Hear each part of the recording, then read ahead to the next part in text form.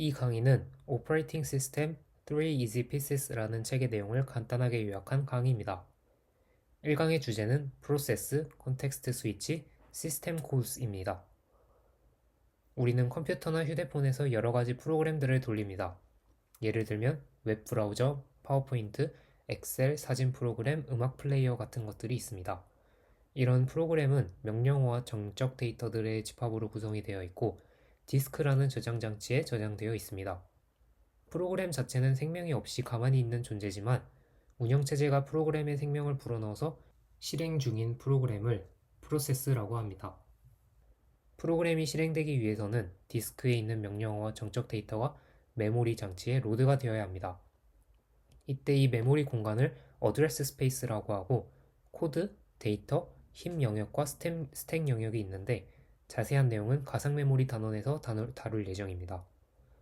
우리는 한 번에 하나의 프로그램만 돌리지 않고 음악을 들으면서 웹 브라우저를 보는 듯 수십에서 수백 개의 프로세스가 동시에 실행됩니다.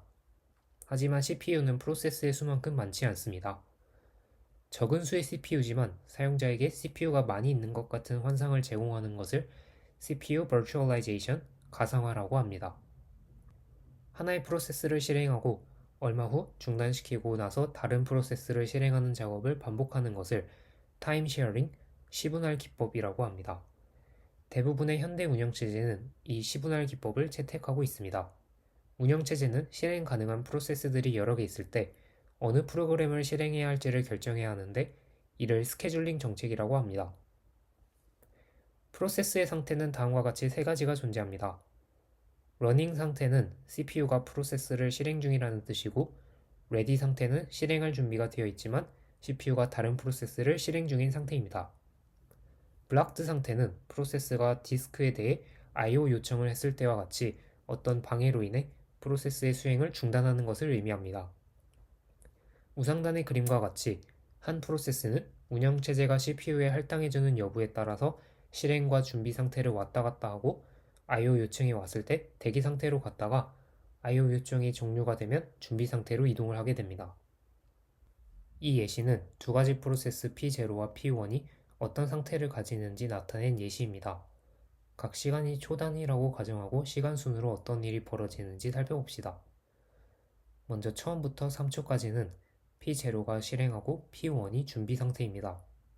그러다가 3초에서 P0에서 I/O 요청을 하게 됩니다. 4초부터는 P0가 I/O 요청에 의해 블락드 상태가 되고 운영체제는 준비 상태였던 P1을 실행하게 됩니다. 7초에는 P0의 I/O 요청이 완료되었기 때문에 준비 상태가 되고 운영체제는 이전에 실행하던 P1을 계속 이어서 실행합니다. 8초 이후에는 P1의 모든 작업이 종료되었고 운영체제는 준비 상태였던 P0를 실행하게 됩니다. 이후 10초에 모든 작업이 종료됩니다. 앞에서는 간단하게 P0와 P1의 상태만을 나타냈지만 실제 운영체제는 프로세스 상태, 프로세스 ID, 프로그램 카운터, 레지스터 등 많은 정보를 구조체 형태로 저장해서 관리합니다. 프로세스 내에는 커널 스택이라는 공간이 따로 존재하는데 이 공간은 여러 가지 운영체제 코드를 실행할 때 사용하는 스택입니다. 커널 스택은 프로세스가 전환될 때 이전까지의 작업 내용, 즉 레지스터 값을 저장해두는 임시 공간 역할도 합니다. 프로세스가 전환되는 과정을 컨텍스트 스위치, 문맥 전환이라고 합니다. 이전에 P0와 P1 예시에서 3초까지는 CPU에 P0가 할당이 되어 있었습니다. 그리고 3초와 4초 사이에서 P0가 I/O 요청을 통해 블락드 상태로 이동했습니다. 이 사이에 CPU에서 사용하던 레지스터 값들은 P0의 커널 스택으로 저장됩니다. 그리고 CPU 자리에는 P1이 사용할 레지스터 값들로 채워지게 됩니다. 이 CPU는 8초가 될 때까지 P1을 실행합니다. 8초가 지난 후 P1은 프로세스가 종료되고 CPU 자리에는 P0의 커널 스택에 저장되어 있던 레지스터 값들이 다시 복구됩니다.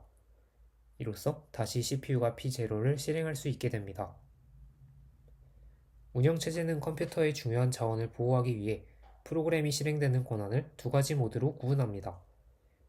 일반 응용 프로그램의 코드는 제한된 권한을 가진 유저 모드에서 실행이 되고 운영체제의 핵심 코드인 커널은 높은 권한을 가진 커널 모드에서 실행이 됩니다. 사용자 프로그램이 파일에 접근하거나 프로세스를 생성하는 것처럼 운영체제 권한이 필요한 작업을 요청하려면 시스템 콜을 호출해야 합니다. 시스템 콜이 호출되면 CPU의 실행 모드가 유저 모드에서 커널 모드로 전환되고 운영체제가 요청받은 작업을 처리합니다.